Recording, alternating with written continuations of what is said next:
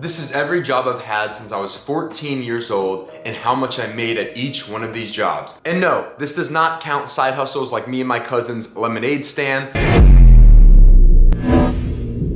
It was February when I turned 14 years old. My mom was like, Reno, it's time for you to get a job. You need to get some money in that bank account.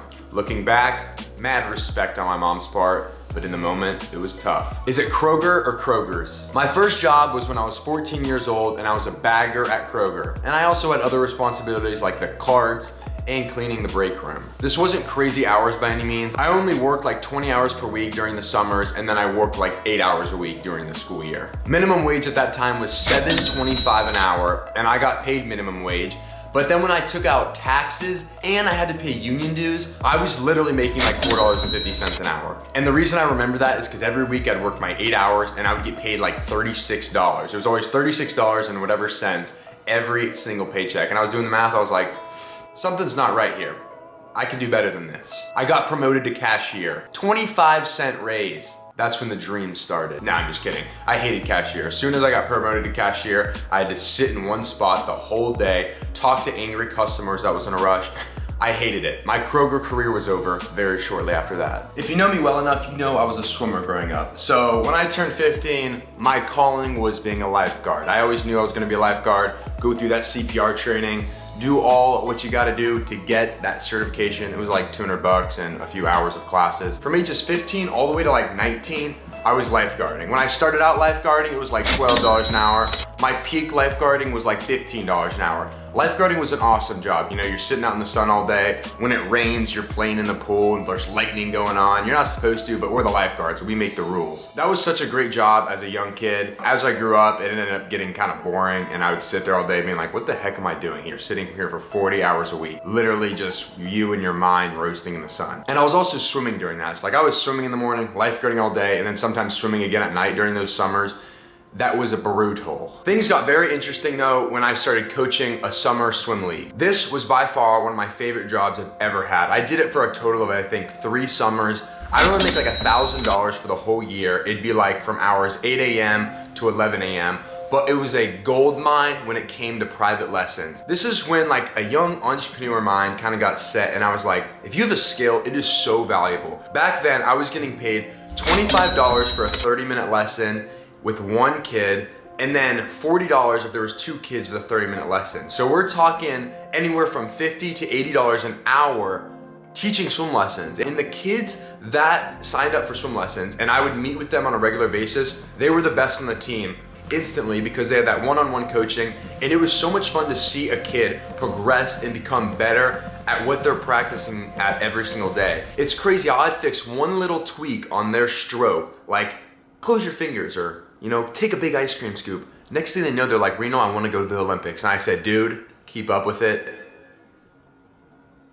I would always keep their dreams high. You know, I didn't want to tell them that this sport's kind of brutal. You'll probably quit in high school, but moving on from that. So I did that for about 3 summers. I would normally have anywhere from like 3 to 6 lessons a day, 5 days a week. So I was bringing in a bunch of money, and the best part about this was no taxes. Come on, I'm getting Venmo'd cash straight into my account. The IRS doesn't know anything about my 17-year-old hustles, and we're gonna keep it that way. Please don't audit me. I'm just kidding. I pay my taxes. Okay, but for real, the best part about coaching, Friday fun day, parents bring in donuts, all the kids have to wait till the end of their practice to eat the donuts. Not me, baby. I make the rules. I ate about 18 donuts every day, and I was swimming, so the calories didn't really matter to me back then, but forget all the money I made. Those donuts, so good. Next thing you know, COVID hits, right? No jobs are being given out. I found this club that it was kind of like run down. There was multiple owners, and I got like kind of a maintenance job. Me, a guy that makes YouTube videos of maintenance. You can imagine, it was a nightmare. I was making $12 an hour at this maintenance gig, and the highlight of that whole entire job was I was trusted to be in a pipe room, and I was told to move one of these valves, right? I was like, okay, there's a bunch of valves. I think it's this one. This was the most traumatizing work moment I've ever had in my life.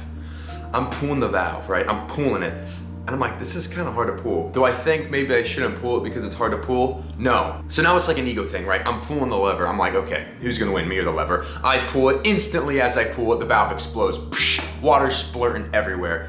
So I'm running around the whole entire complex. Where's Mike? Where's Mike? Where's he at? I find him, the look of disappointment in that man's face. I did not get promoted and I did not get a 25-cent raise at that job. However, I got kind of transferred into a banquet server, way better for my expertise. So I did like some banquets and weddings, and it was really weird because it was like during COVID. So people were getting married, we got tips. We'd all split the tips at the end. So, I'd work till like midnight, 1 in the morning, and then the people who stayed the latest, we got to split some tips. So sometimes I get like an extra 20 bucks. Best part about that job was ice cream. I knew about this secret cooler in the basement. I was eating these ice cream Snickers like they were nothing. All right, now fast forward a little bit, I'm in college. It's my sophomore to junior year summer. I didn't work much during the years of college in school because I was swimming, and swimming was like 20 hours a week. It was really intense. So maybe like when the season was over, I'd stop and get a job, but I had a scholarship as well at Cleveland State University. So swimming was kind of like my job in school. But it was now summertime and I decided I wanted to stay in Cleveland, get some experience, and I already had a 12-month lease at my apartment, so I had a place to stay. I went to the job fair at CSU. Talked to a bunch of places, interviewed to a bunch. I would have loved to go into real estate. I got a job at Cross Country Mortgage and I worked under a loan officer. This job, 100% of the time I was there, cold calls, sales leads that we were calling these people, trying to get them approved for a loan. So my job would be, we'd call these numbers on repeat. 90% of the time they'd tell me to F off and they'd cuss me out. I got a $5 bonus every time I transferred one of our sales leads over the phone to a loan officer to farther the process of pulling their credit, getting them approved to get a loan. And at this time, interest rates were still low. They were around 3 to 5% depending on whatever your situation is, but it was amazing.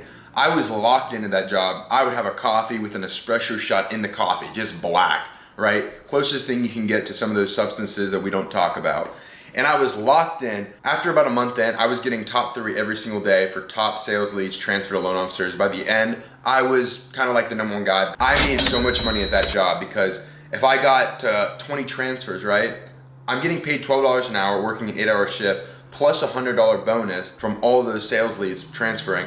It was a great gig. I learned a lot about residential real estate and the process of getting a loan, and I made bank. So it was best of both worlds. It was great to put on a resume, and I made a ton of money. That was a fun summer, I won't lie. So now for the moment you've all been waiting for. I'm working with KeyBank, right? This is how I got my position at KeyBank. So many people email me, DM me, ask me, how did I get this position? I tell them, watch my YouTube channel. I've said it multiple times here. Here's like the actual process of how I got to where I am. So I'm at Cross Country Mortgage thinking about, okay, I don't want to do this forever. Let's be honest. This is kind of a grind of a job and interest rates are low. So when interest rates go high, this is not the business you want to be in. I was a finance major in school, so I knew a bank would be a great place to go. And I wanted to stay in real estate. So I applied to this real estate capital internship at KeyBank. Rejected, didn't even get an interview, just totally rejected. I was salty about it. But there was another job in wealth management for KeyBank, so I applied for this one. Interviewed multiple times, different people, and I ended up getting the position. I was super excited. It was in downtown Cleveland, in Key Tower on floor 12. I was already living downtown the next summer because my lease, like I said, were 12-month leases, so it was perfect. At this job, I made $21 an hour, and it was a great job. I didn't see myself working there long term because I wanted to get back to the real estate gig. It was institutional asset services, so it wasn't like really rich people and moving their money around, investing their money. It was like institutionals, trusts, pensions, for like the city of Cleveland. But it was a great gig. Everyone there was awesome. That's when I knew KeyBank was a great company to work for, and if I could, I wanted to stay. And in this internship, they had something called the cross line of business, and what you could do was internally interview for other programs. There was a position for graduates that was called the Real Estate Capital Rotational Analyst Program. What this was originally was 3 6-month rotations, different departments in our real estate capital group in different cities. Wherever you get places where you'd go and where you'd work, and that's where you'd gain your experience. Later on, it got transferred into 2 8 months, hence why I was living in Phoenix for 8 months working with that team. And let me get into it. The team I was working for in Phoenix was the commercial mortgage group. After I graduated, I had a month of free time. I took a trip to Europe, enjoyed life for a little bit. I had 4 weeks of training, and then they shipped me to Phoenix, Arizona. So in Phoenix, I was in the commercial mortgage group, which I was sizing up loans and doing the underwriting, working with mortgage bankers on the more commercial side of real estate, working with lenders to buy these big multi-million-dollar properties. That job was a grind, I have to say. So 8 months in Phoenix. Now I'm still a part of this real estate capital analyst rotation. I'm in Cleveland, Ohio, working for community development. So what we were doing is lending money and investing money into low income communities, buying properties and charging rent that is significantly under what the average median household income is to help people who can't afford to live. And I feel a lot better being in this position. I feel like it's actually a little more meaningful than just buying big multifamily units. I'm really grateful for this opportunity I've had here, like I always say, because it's allowed me to live comfortably. You know, I wouldn't have minded living at home after school. That would have saved a ton of money, but I was allowed to go to Phoenix. As a young kid, that's an awesome dream that not a lot of people get to experience. I'm not gonna tell you how much my salary is. I have friends that I work with and I don't wanna expose their salaries, right? It's not my place to say everyone in this program is making this amount. Comment how much you think I am making. You know, I'm in Cleveland, Ohio, just got out of college, and I'll just respond with higher or lower. That is my life story of my careers. That being said, let me know what other questions you have. Let me know if you like this video of me just talking rather than, you know, living a day in the life, going about all that. I thought it was a very interesting video to make. So I appreciate you watching, and I'll see you next time.